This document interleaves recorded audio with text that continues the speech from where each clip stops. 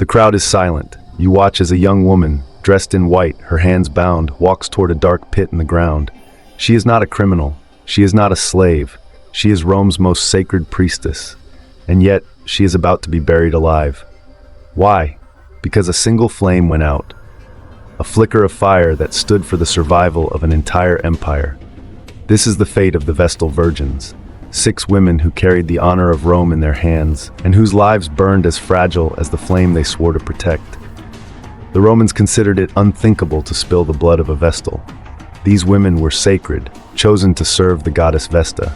And so, when one was found guilty, her execution was masked in ritual. The chamber she is led to is cruel in its mercy. Inside rests a small bed, a single oil lamp, a blanket, and just enough food to prolong her suffering. Bread, water, milk, and oil. Nothing more. The Romans could say, "We did not kill her. She was left with the means of life." But everyone knew the truth.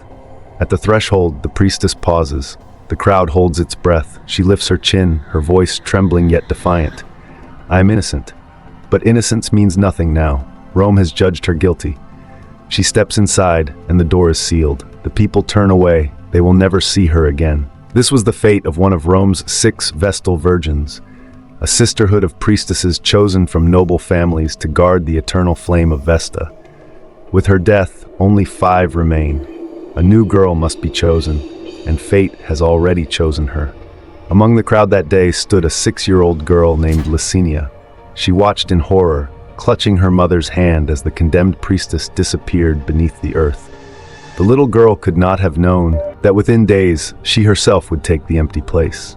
Her family was proud. To be chosen as a Vestal Virgin was considered the highest honor for a Roman girl. Only the daughters of patrician families, Rome's aristocracy, were eligible. The chief priest, the Pontifex Maximus, would personally select them, and once chosen there was no refusal. Licinia was healthy, beautiful, and young, the perfect candidate. Her parents celebrated. Rome rejoiced. But Licinia felt only dread.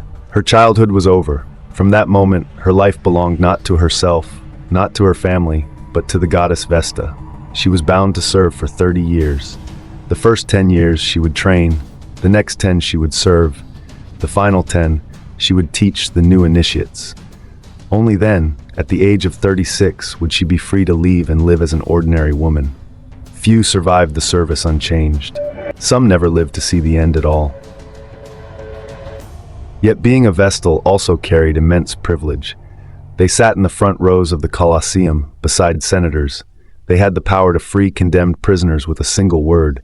They could own property, make wills, and were guarded by lictors, privileges denied to almost every other Roman woman.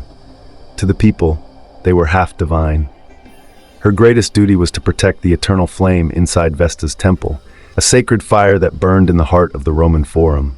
Unlike Jupiter, Mars, or Venus, the goddess Vesta had no statue. She was represented only by the flame itself. That fire was more than light and warmth. It was the very soul of Rome. As long as it burned, Rome would endure.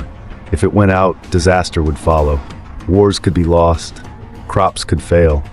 Even the empire itself might crumble. And so the lives of the Vestals were tied to the flame. If it faltered, suspicion fell upon them. If it died, someone would pay. Licinia's training was strict. Each morning she fetched pure water from the sacred spring to cleanse the temple. She studied the Fasti, the sacred calendar of rituals, and learned to recite prayers word for word. She assisted at sacrifices, kept watch over the flame, and memorized rules that governed every detail of her existence.